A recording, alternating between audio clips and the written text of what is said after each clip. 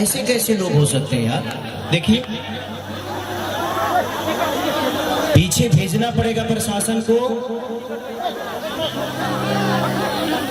ताकि कुछ माली जो फूल वाले माली हैं उनका व्यवस्था कर दे। केसारी भैया आप एक दो लोगों की वजह से ये सारी चीजें व्यवस्था खराब होगी। देख रहे हैं ना, 4 5 10 लोग होंगे, लेकिन 10 लोग मिलकर पूरे नेपाल को बदनाम करने पे लगे हुए। ये कितना गंदा काम है इनका। और लोग को थोड़ा सा प्रशासन देख लीजिए, अगर आप आगे से आ सकते हैं तो आ जाइए। इतना खर्चा हुआ है तो आप लोगों के लिए हुआ है ना।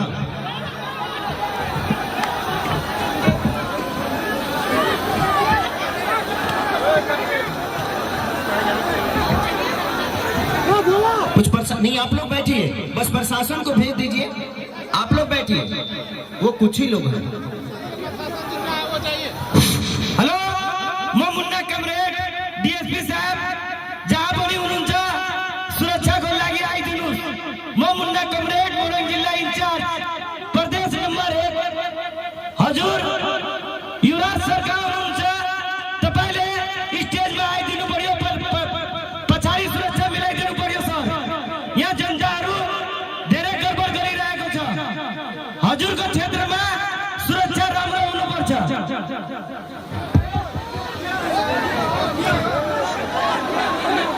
आप लोग ऐसे करिएगा ना तो मुझे नहीं लगता कि नेपाल में दोबारा कोई आर्टिस्ट आएगा, कोई कलाकार आएगा। आप अपने पूरे राज्य को बर्बाद कर रहे हो, अपने देश को बर्बाद कर रहे हो। यहाँ रहते हो और आप यहीं के फंक्शन को आप बर्बाद करने पे लगे हुए हो। मुझे तो लगा था कि शायद मैं यहाँ जाऊंगा तो दोबारा जो चीजें हुई थी वो चीजें खत्म हो जाएगी, फिर से एक नए सिरे से हम चीजों को करेंगे और लोगों का प्यार पाएंगे। अगर मैं डरता तो यहाँ नहीं आता। मैं आप सबसे प्यार करता हूँ, इसीलिए अपने जिंदगी को दांव पे लगा कर दोबारा खेसारी लाल यहाँ पे आया। आई लव यू भैया, आई लव यू। नहीं तो अगले कार्यक्रम में कम से कम 2 करोड़ रुपया बर्बाद मेरा हुआ था।